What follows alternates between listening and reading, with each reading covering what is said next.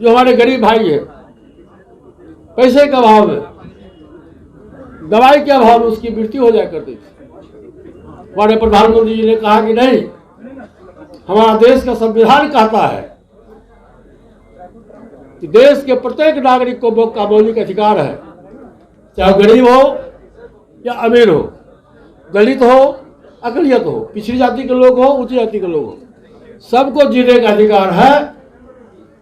और मैं देश का प्रधानमंत्री हूँ, मैं देश का मुखिया हूँ, मैं किसी को भी दवाई के अभाव में, पैसे के अभाव में मेरा प्रयास रहेगा कि मैं किसी को बर्डन नहीं दूंगा। नमस्कार, देख रहे हैं आप सिटी पोस्ट लाइव और मैं हूं आपके साथ पूजा शर्मा। राष्ट्रीय लोक जनशक्ति पार्टी की आज राष्ट्रीय कार्यकारिणी व राष्ट्रीय परिषद की बैठक थी। बता दें आपको कि यह बैठक काफी महत्वपूर्ण बैठक थी। एक बार फिर पार्टी के राष्ट्रीय अध्यक्ष पशुपति पारस बने हैं। इसी के साथ साथ जो यह बैठक की गई थी, इस बैठक में सांसद वीणा देवी कहीं भी नजर नहीं आई। उनकी चिराग पासवान से काफी नजदीकी है, इसको लेकर प्रिंस पासवान भी तंज कसते हुए नजर आए। तो वहीं पशुपति पारस यह दावा करते हुए नजर आए कि लोकसभा चुनाव में 40 की 40 सीट एनडीए के पास आएगी, पूर्ण बहुमत के साथ एनडीए जीत हासिल करेगी। इसी के साथ साथ चिराग पासवान पर जबरदस्त निशाना साधते हुए नजर आए पशुपति पारस और कहते हुए नजर आए कि कुछ लोगों को अगर कम सीट मिलेगा तो वो आरजेडी की ओर चले जाएंगे। इसी के साथ क्या कुछ कहते हुए नजर आ रहे हैं पशुपति पारस, छोड़े जाते हैं आपको उनके बातों के साथ। जो गरीब लोग हैं, ये पासवान जी के संविधान में था, लोक जनशक्ति पार्टी के संविधान में हमारी सरकार बनेगी, मैं ऊंची जाति के गरीब लोगों को शिक्षा के लिए मैं 15% आरक्षण दूंगा। देर ही सही कि हमारे प्रधानमंत्री जी ने ऊंची जाति के गरीब लोगों के लिए भी 10% के आरक्षण की व्यवस्था की। तो ये है हमारा जो प्रधानमंत्री है, हमारी जो सरकार है केंद्र में, उसके नियत और नीति एक है। जो नीति है वही नियत है, नियत साफ है। जो नीति कहता है उसके हिसाब से हमारे प्रधानमंत्री काम करते हैं। मैं तो कैबिनेट में देखता हूँ, प्रत्येक सप्ताह में एक दिन मुझको बैठने का मौका मिलता है अगल बगल में, मुश्किल से 10 फीट की दूरी पर, और मैं देखता हूँ कि उनकी सोच गरीबों के प्रति क्या है। कभी जस्ट देखे होइएगा कि 17 सितंबर प्रधानमंत्री जी का जन्मदिन है। जिस दिन बाबा विश्वकर्मा का जन्मदिन था, उसी दिन हमारे प्रधानमंत्री जी का भी जन्मदिन है। और उन्होंने उस उपलक्ष्य में प्रधानमंत्री कोष से पीएम योजना के तहत 18 जातियाँ, जो कामगर जाति है, कंवार है, लोहार है, चमार है, बढ़ी है, नाई है, ठाकुर है, जूता सिलने वाला है, सबको उन्होंने अपने कोष से 13,000 करोड़ रुपया की स्वीकृति दी और बैंक को निर्देश दिया कि कम सूद पर तुम इनको औजार खरीदने के लिए तुम पैसा दो। ये सोच आज तक किसी प्रधानमंत्री को नहीं हुआ। क्योंकि उस गरीब परिवार से आते हैं तो प्रैक्टिकल और टेक्निकल दोनों जानते हैं। उस लोग उन्हें गरीबी भी देखी है, जमीन पर सोया भी है, वो जेल भी गए हैं, इमरजेंसी में मार भी खाए हैं। तो तपे तपाए हुए नेताओं के रूप में आज वो पूरे देश के हित की बात करते हैं। और जहाँ कहीं भी चुनाव होता, आपने देखा होगा, अभी 5 स्टेट का चुनाव हुआ, छत्तीसगढ़ में और राजस्थान में कांग्रेस की सरकार थी। कोई प्रेस मीडिया के साथी नहीं कहते थे कि छत्तीसगढ़ में भाजपा की सरकार बनेगी, लेकिन जब रिजल्ट आया तो मध्य प्रदेश में, छत्तीसगढ़ में, राजस्थान में हमारी एनडीए की सरकार बनी। और ऐसे लोगों को मुख्यमंत्री बनाया गया जो चेयर पर सबसे पीछे लोग बैठा हुआ था। राजस्थान का मुख्यमंत्री राज्य मंत्री के लिए परेशान थे और उनको बुला करके मुख्यमंत्री की कुर्सी दिया। तो ये है सामाजिक न्याय की बात। नीति और नियत हमारे प्रधानमंत्री जी का, पार्टी की जो नीति है उसी हिसाब से नियत है। तो साथियों, समय बहुत अधिक हो गया है और हमारे प्रेस मीडिया के साथी परेशान हो रहे हैं। वो लंका जलाने चले गए थे, लंका नहीं जला के उसने अयोध्या को जला दिया। राम का हनुमान को जलाना चाहिए, लंका को, दूसरा अयोध्या को जला दिया। तो साथियों,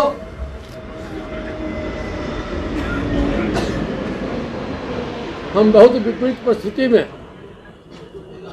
पार्टी को संभाले और पासवान जी का जो आदर्श था, पासवान जी का जो सपना था, चाहे शोषित हो, दलित हो, पिछड़ा हो, अकलियत हो, ऊंची जाति के जो गरीब लोग हैं, सामाजिक दृष्टिकोण से, आर्थिक दृष्टिकोण से, शैक्षणिक दृष्टिकोण से जो कमजोर वर्ग है, हम उसको समाज के मुख्य धारा में कैसे जोड़ें। और आज पासवान जी नहीं है, उनका नारा था कि मैं उस घर में दिया जलाने चला हूं जिस घर में सदियों से अंधेरा है। तो साथियों, मैं तो रामविलास पासवान नहीं हो सकता, लेकिन पासवान जी का मैं छोटा भाई हूँ, तो कुछ न कुछ तो पासवान जी का मुझ में भी है। और मैं सदैव पर्दे के पीछे से काम किया बिहार में, और मैं संगठनकर्ता के रूप में जाना जाता हूँ। मैं संगठनकर्ता 77 से आज तक मैं हूँ, और मुझ में कोई अभिमान नहीं है, कोई गौरव नहीं है कि मैं भारत सरकार के कैबिनेट मिनिस्टर हूँ। 24 घंटे में 18 घंटा में आप लोगों की सेवा करता हूँ, चाहे दिल्ली हो, पटना हो। हमारे कार्यकर्ता, एक जमाना था कि हम लोग सोशलिस्ट पार्टी में भुंजा खाते थे साथ में, अखबार पर बिछा करके। आज भी हम भुंजा खाते हैं अपने साथियों के साथ में। ये मुझ में वो अभिमान नहीं है कि मैं भारत सरकार के कैबिनेट मिनिस्टर हूँ, और देश का पहला कैबिनेट मिनिस्टर जिसके यहाँ बिना समय निर्धारित किए हुए, बिना टेलीफोन से समय निर्धारित किए हुए सब लोगों से मिलता हूँ।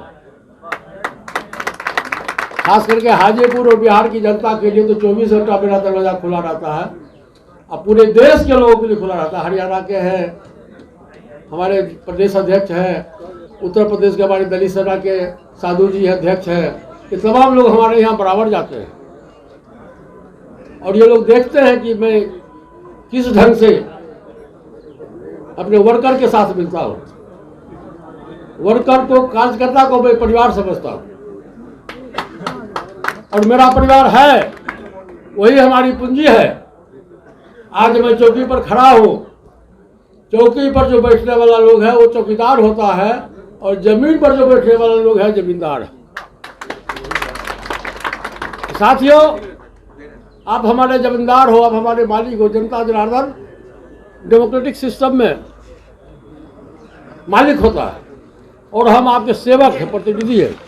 हम जितने भी प्रतिनिधि लोग बैठे हैं सब हम लोग आपके सेवक हैं, और हमारा कर्तव्य है, हमारा धर्म है कि आपकी सेवा करो, दुख में भी करो, सुख में भी करो। तो आज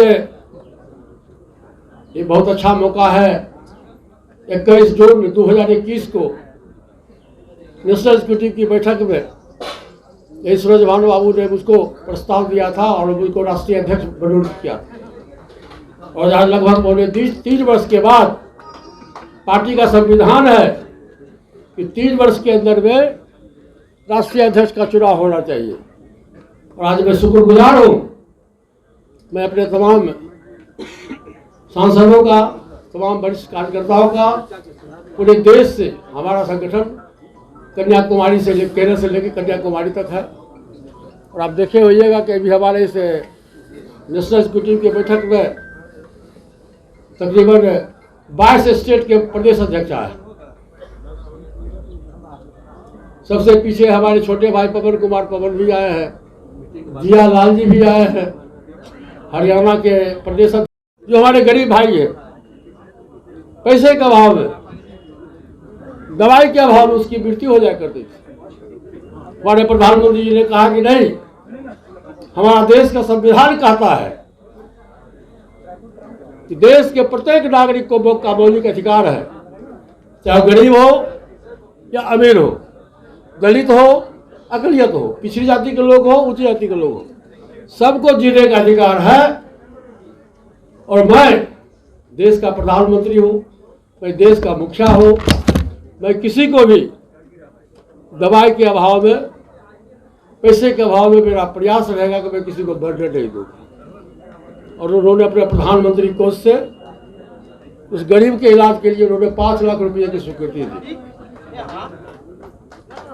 और आज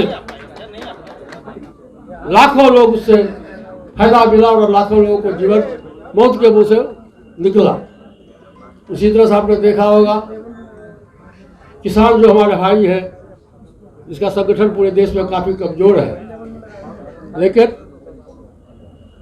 हमारे प्रधानमंत्री जी ने किसान के खेत की क्षतिपूर्ति के लिए उन्होंने 6,000 रुपया प्रति एकड़ का नुकसान उन्होंने क्षतिपूर्ति किया। इसी तरह से कई काम उन्होंने किया। हमारी महिलाएं खाना बनाती थी, उनका आंख खराब हो जाता था, उन्होंने गैस की व्यवस्था की। उन्होंने प्रधानमंत्री आवास योजना की व्यवस्था किया और सबसे बड़ा काम उन्होंने किया, शौचालय की व्यवस्था की। जो हमारी माता और बहनें रोड पर जाया करती थी, इंतजार करती थी कि जब अंधेरा होगा तब शौच में जाएंगे, आज वो समस्या खत्म हो गई। ये प्रधानमंत्री जी की सोच है, क्योंकि उस गरीब परिवार से पैदा लिए हैं। इसी तरह से देखे होइएगा कि मैं समझता हूँ कि तकरीबन 25-30 वर्ष पूर्व से कांग्रेस के रिजिम से महिला आरक्षण बिल लंबित था लोकसभा में। उन्होंने स्पेशल पार्लियामेंट के सेशन